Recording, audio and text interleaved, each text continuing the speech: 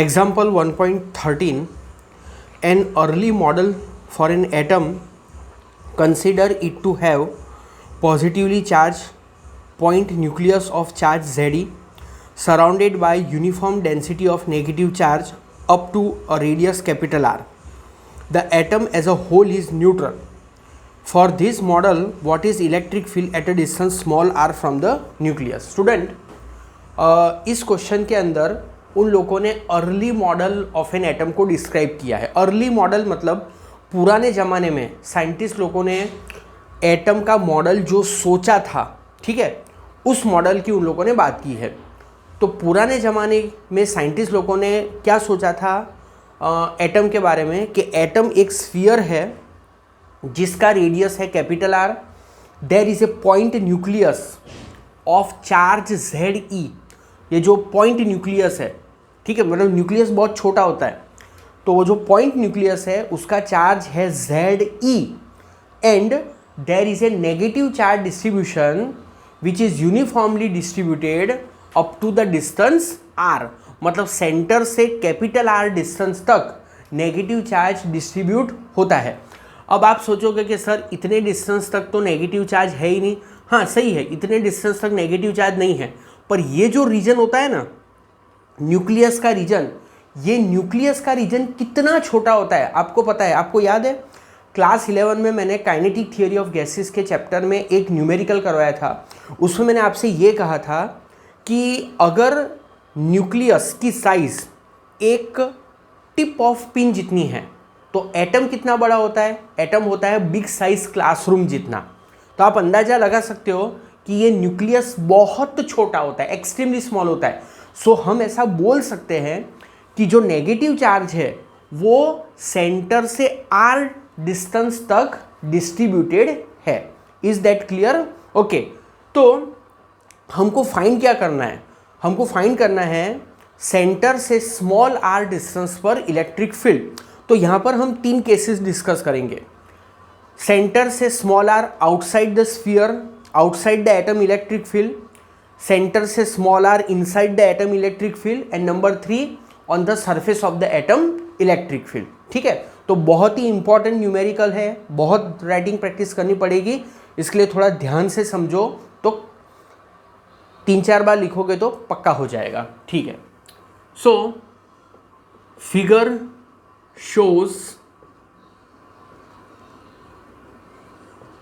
model of an atom. बराबर. Total positive charge in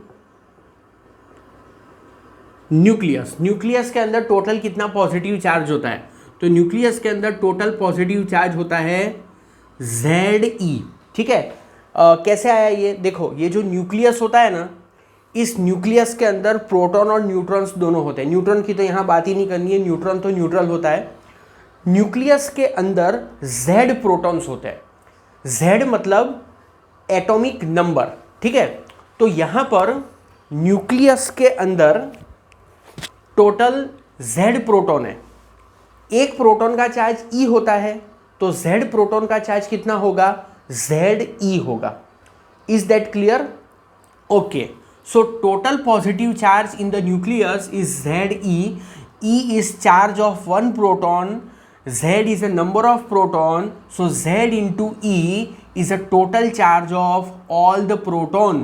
फिर से एक बार, एक प्रोटॉन का charge multiply by number of proton मतलब total charge of all the proton. Is it clear? Okay, now we know that कि जो atom होता है वो इलेक्ट्रिकली न्यूट्रल होता है. ठीक है, so as atom is electrically neutral,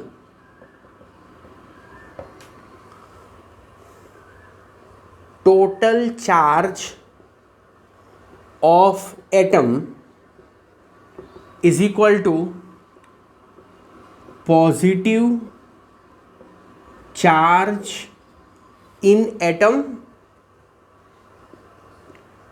plus negative charge in atom.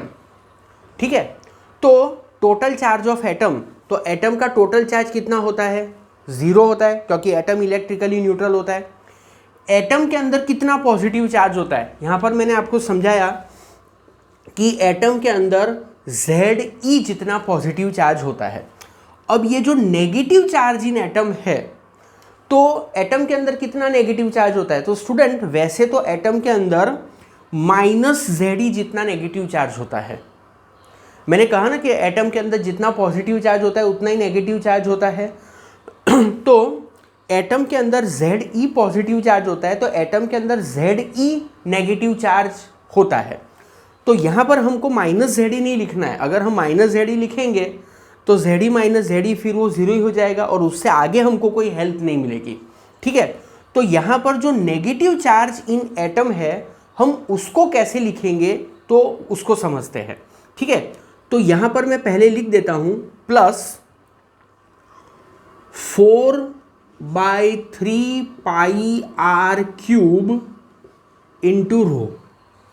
ठीक है, इक्वेशन नंबर 1। अब ये मैंने कैसे लिखा समझो।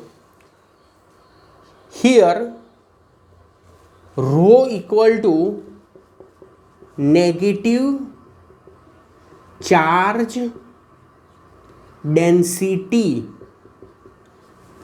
ऑफ एटम, एटम की नेगेटिव चार्ज डेंसिटी। ठीक है, तो रो क्या है? Negative charge density. आप इस पोर्शन को बहुत ही ध्यान से समझना, क्योंकि ये समझ में नहीं आया तो फिर प्रॉब्लम होगा। तो रो क्या है? Rho is a negative charge density of atom. Negative charge density मतलब क्या? Negative charge per unit volume. यहां पर मैं लिख देता हूं negative charge per unit volume. तो negative charge per unit volume multiply by volume of atom, तो क्या मिलेगा? Total negative charge in the atom. Student अभी तक 11th में हमने ऐसा पढ़ा था कि डेंसिटी इंटू वॉल्यूम मास होता है, बिल्कुल right.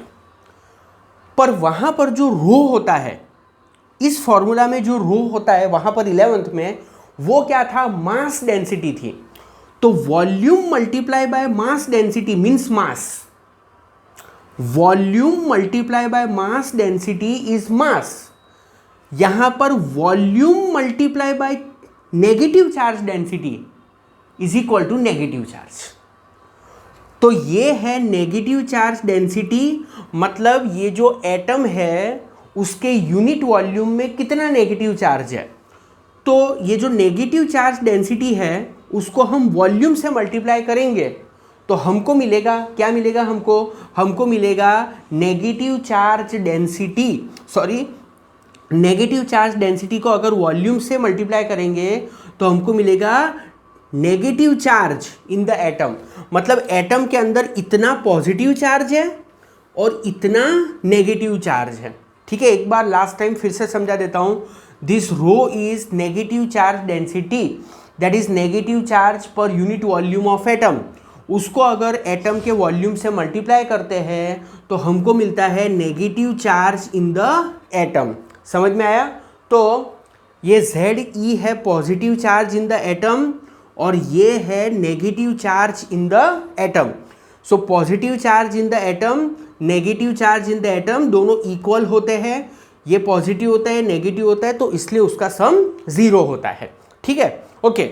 So Ze is equal to -4/3 pi r cube into rho. So rho is equal to -Ze upon 4/3 pi r cube. इसको हम ऐसे भी लिख सकते हैं, rho is equal to -3Ze 4 pi r cube. Let us denote this as equation number 2। तो ये हमारे लिए एक बहुत ही काम का फॉर्मूला है, ठीक है। ओके, अब हम क्या करेंगे, हम इलेक्ट्रिक फील्ड फाइंड करेंगे at a point outside the atom. So case 1 small r, अच्छा यहां पर एक पॉइंट मुझे समझाना है, फिर उसके बाद ये केस डिस्कस करते हैं, ठीक है। See, electric field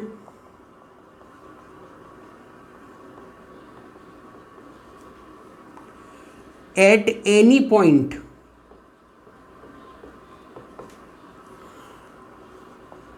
does not depend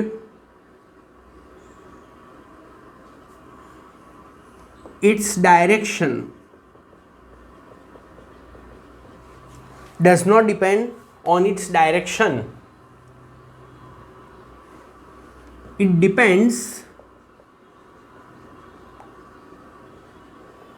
only on depends only on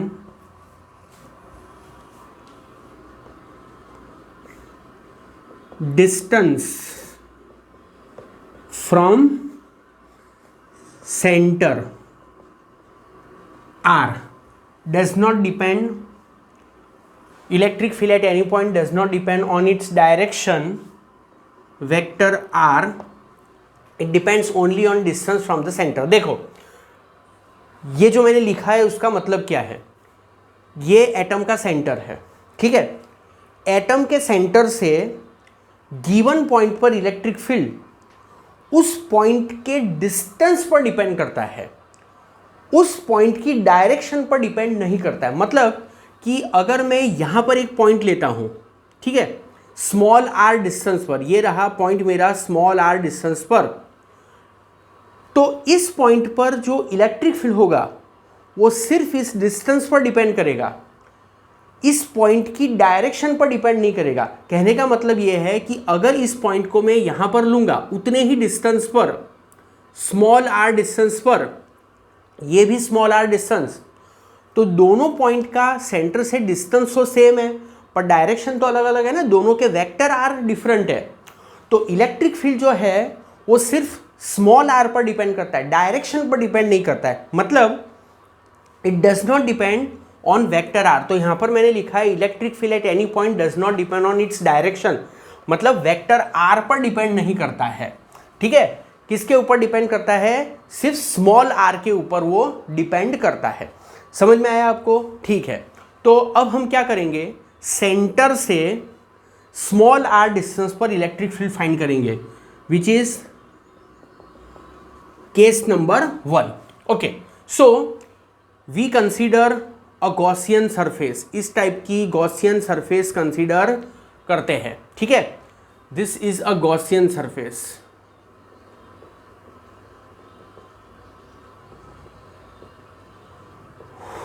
okay, so case 1 small r less than R, small r less than R मतलब इनसाइड द एटम, ठीक है। So consider spherical Gaussian surface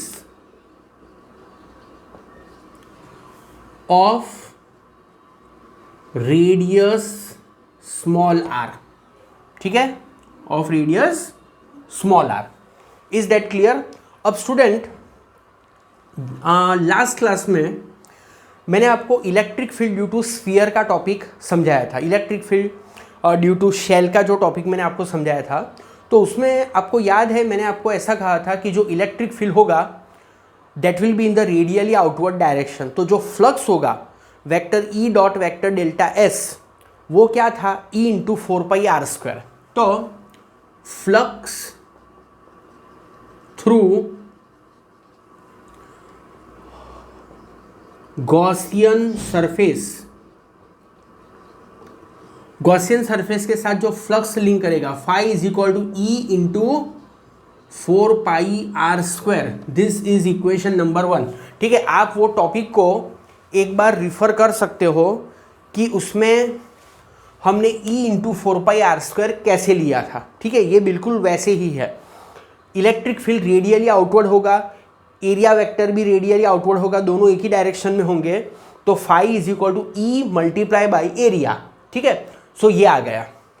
okay, अब मैं इतना portion थोड़ा रब कर देता हूं।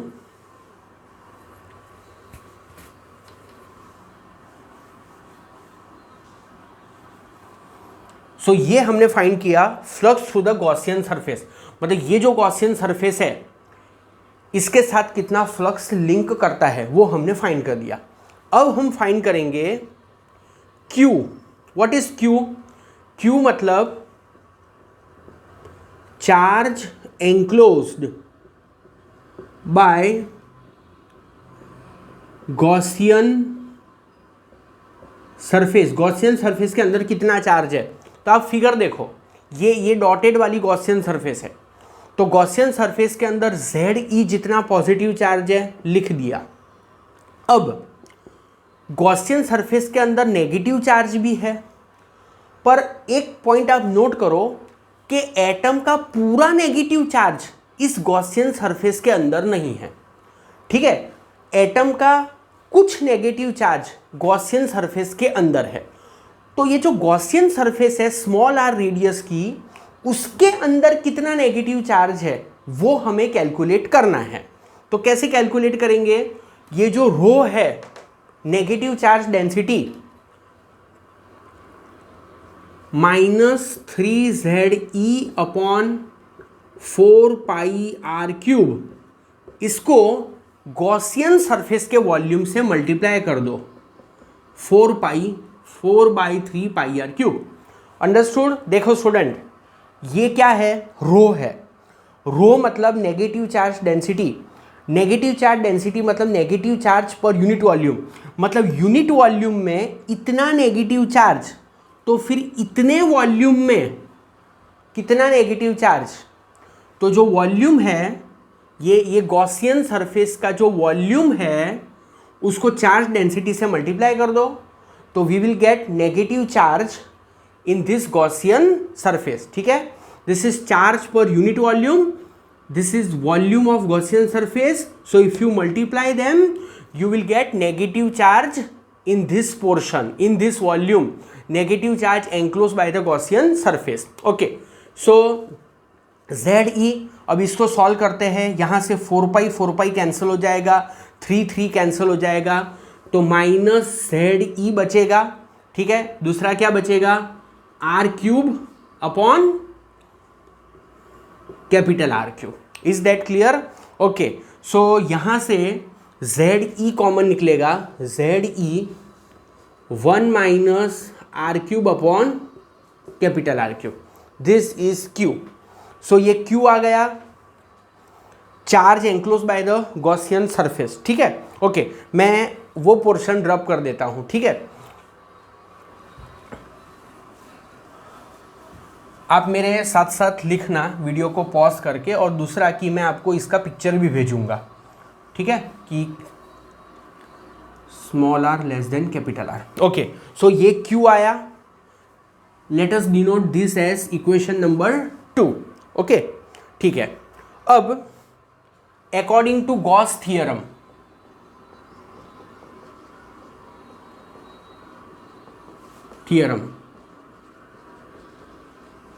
फ्लक्स क्या होता है? Charge enclose upon epsilon 0। तो charge enclose is this ZE upon epsilon 0 1 - R cube upon capital R cube.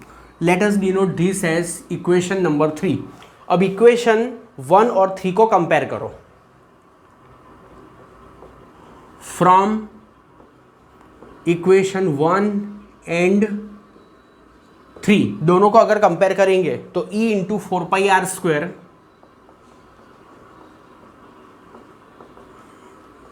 ZE square upon epsilon 0 1 - R cube by capital R cube. ठीक है। सो क्या आएगा finally, E is equal to 1/4πε0 r square ZE² 1 minus r³ by capital R³। ठीक है, इस r² को अंदर ले लेते हैं तो E is equal to ZE² upon 4πε0, so 1/r² आ जाएगा, r² अंदर जाएगा तो r³ बाय r², so minus r/r³। So we have this formula. ठीक है,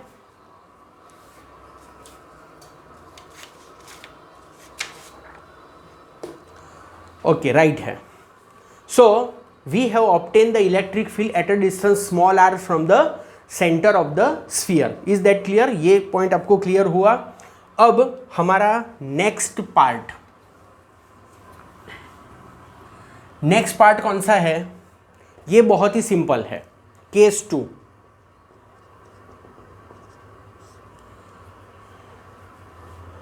R ग्रेटर देन R, ये केस 1 था, R लेस देन R, ये है R greater than capital R, बराबर।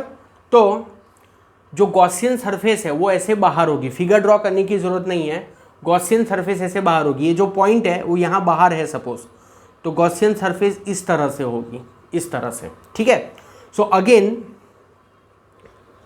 फ्लक्स थ्रू गॉसियन सरफेस, तो फ्लक्स थ्रू गॉसियन सरफेस क्या होगा? Phi is equal to E into E multiply लिखोगे तो भी चलेगा 4πr²। This is equation. Continuation में कौन सा आता था? I don't remember, I think 4 आता होगा, 4। ओके, नाउ अकॉर्डिंग टू, अच्छा एक second, Q dash equal to charge enclosed by Gaussian surface. Gaussian surface के अंदर कितना चार्ज है स्टूडेंट? अब देखो, ये गॉसियन सरफेस ये है, ये गॉसियन सरफेस पूरे एटम को ही एंक्लोज कर लेती है। तो charge enclose by the Gaussian surface is equal to total charge of the atom, और total charge of the atom क्या होता है? 0 होता है, बराबर। So according to Gauss law, phi is equal to 0/ε0 equal to 0। ये equation number 5। Is that clear? Okay, अब 4 और 5 को कंपेयर करो।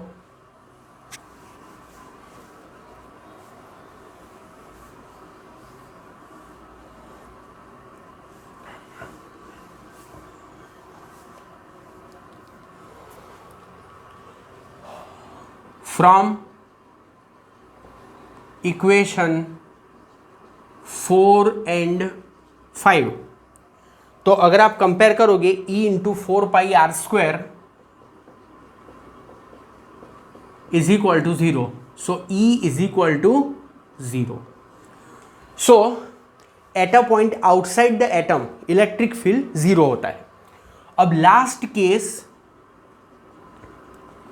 Case number 3, R is equal to capital R। तो R is equal to capital R मतलब on the surface of atom, atom के surface पर, मतलब यहां पर एटम के सरफेस के ऊपर कितना इलेक्ट्रिक फील्ड होगा।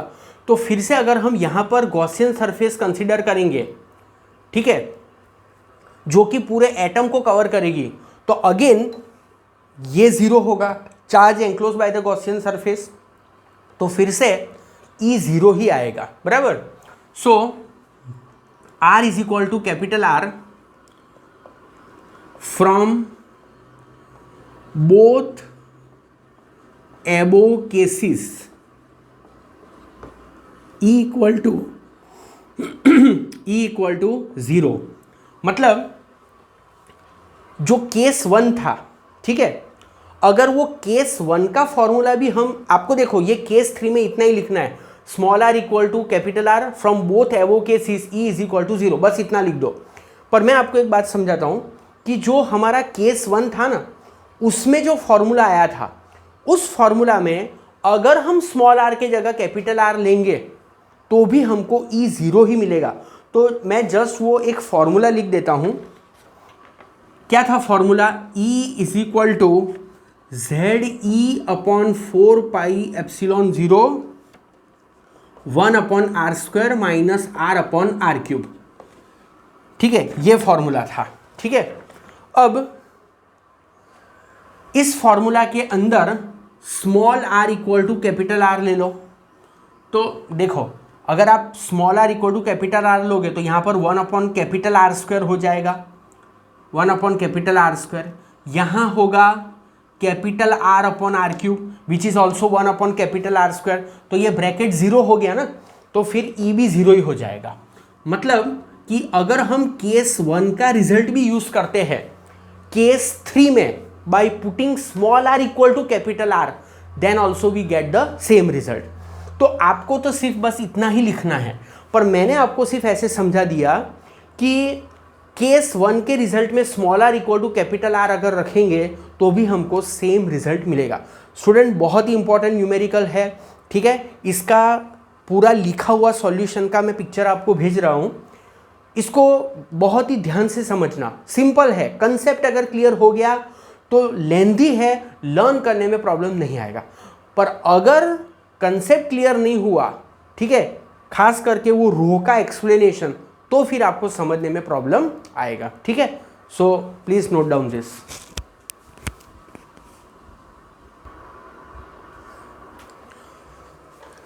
एक्सरसाइज का 1.24, two large thin metal plates are parallel and close to each other. On their inner faces, the plates have surface charge densities of opposite sign and of magnitude 17 into 10⁻22 coulomb per meter square. What is electric field in outer region of first plate, in outer region of second plate and between the plates? Okay. Question समझो student.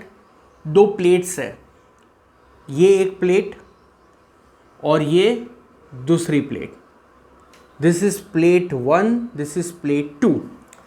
It is said that the plates have surface charge density of opposite sign close on their inner faces. ठीक है, तो ये जो plates है उनके inner faces पर, यहाँ पर सपोज पॉजिटिव चार्ज डेंसिटी है इतनी, यहाँ पर नेगेटिव चार्ज डेंसिटी है और वो भी इतनी ही है।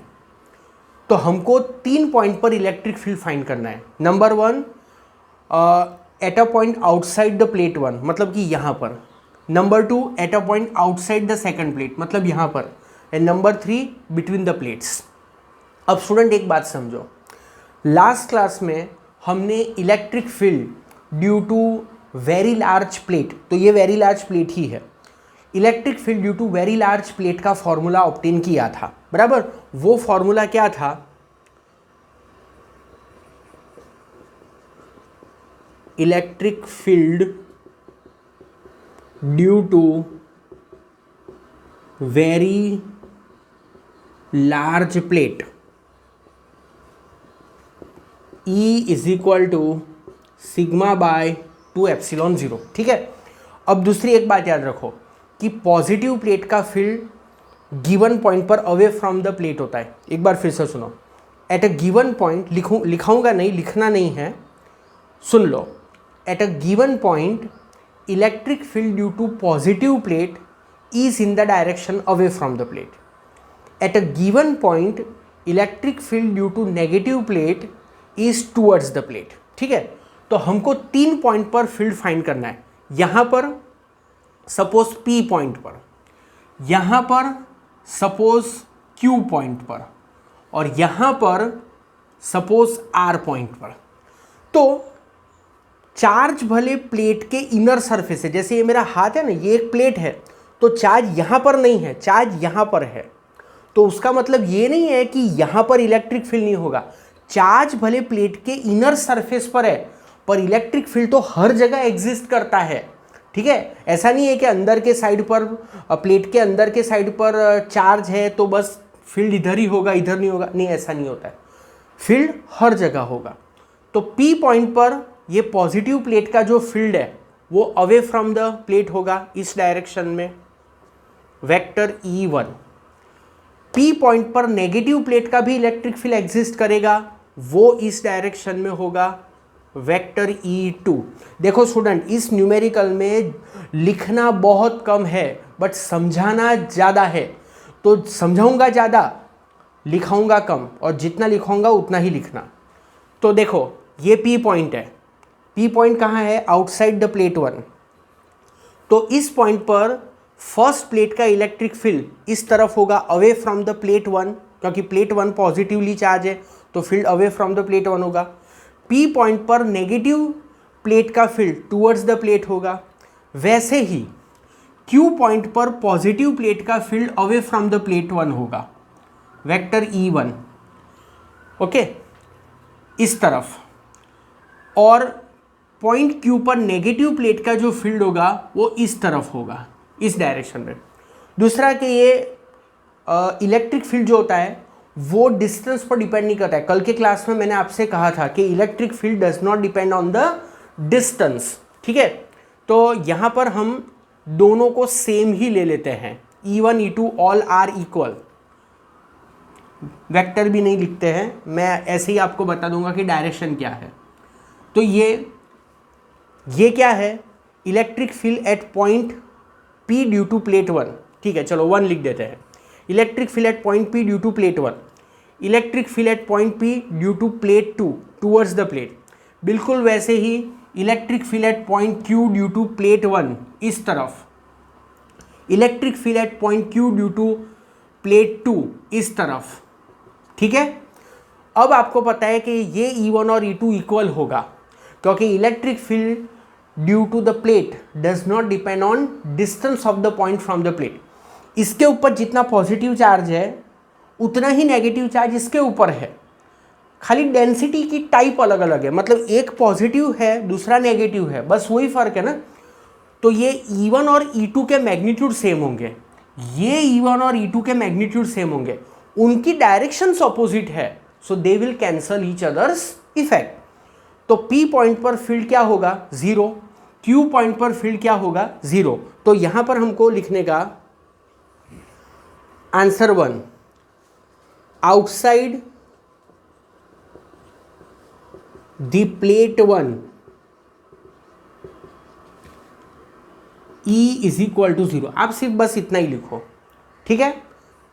नंबर 2, आउटसाइड प्लेट 2, यहां पर 2 आएगा, outside the plate 2 E is equal to 0। Same reason, आपको प्लेट 1 के जगह प्लेट 2 लिखना है। समझ में आया आपको? प्लेट 1 पर पॉजिटिव चार्ज का field away from the plate होगा, P पॉइंट पर इस नेगेटिव चार्ज का फील्ड टूवर्ड्स द प्लेट होगा। E1 और E2 दोनों के मैग्नीट्यूड सेम होंगे, क्योंकि इसके ऊपर चार्ज की जितनी डेंसिटी है उतनी ही डेंसिटी इसके ऊपर है। अगर डेंसिटी अलग अलग होती तो फील्ड अलग अलग होते, फील्ड के मैग्नीट्यूड अलग अलग होते, पर डेंसिटी सेम है, इसके लिए इलेक्ट्रिक फील्ड के मैग्नीट्यूड भी सेम है। पर ये पॉजिटिव है ये नेगेटिव है, तो इसके लिए डायरेक्शंस ऑपोजिट होगी, तो एक दूसरे को कैंसिल करेंगे। तो outside the plate 1 electric field 0, same way यहाँ पर भी outside the plate 2 electric field 0। पर R पॉइंट पर सिचुएशन थोड़ी डिफरेंट है। R पॉइंट पर ये पॉजिटिव प्लेट का इलेक्ट्रिक फील्ड इस तरफ होगा, E1, away from the plate. देखो ये R पॉइंट है ना, तो R पॉइंट पर ये पॉजिटिव प्लेट का field away from the plate होगा, और पॉइंट R पर नेगेटिव चार्ज का फील्ड टूवर्ड्स द प्लेट होगा, मतलब E2 और E1 दोनों एक ही डायरेक्शन में होंगे। तो number 3, between two plates both field are in same direction,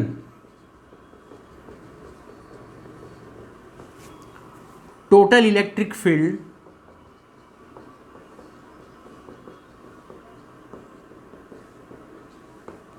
E is equal to E1 plus E2, दोनों सेम डायरेक्शन में, सीधा एडिशन करो. अब E1 और E2 क्या होते हैं? Sigma by two epsilon zero, sigma by two epsilon zero, sigma by two epsilon zero. यहाँ पर हमने इलेक्ट्रिक फील्ड के मैग्नीट्यूड लिए हैं, तो आप ऐसा मत सोचना कि एक प्लेट के लिए डेंसिटी पॉजिटिव लेने की, दूसरी प्लेट के लिए डेंसिटी नेगेटिव लेने की. ठीक है, यहाँ पर डेंसिटी की वैल्यू लेनी है. ठीक है, so this is 2 times sigma by epsilon two epsilon zero.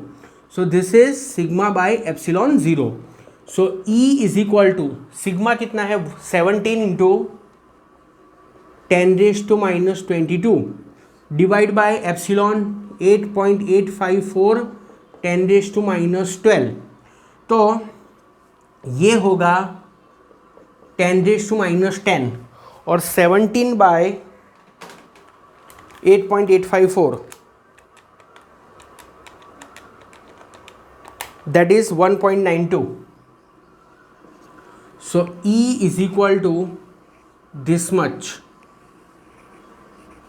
Newton पर कूलम. मैं जस्ट आंसर एक बार वेरीफाई कर लेता हूँ. 19.2 इंटू 10⁻10 राइट. ठीक है, तो सिंपल है न्यूमेरिकल. ठीक है, नोट डाउन दिस.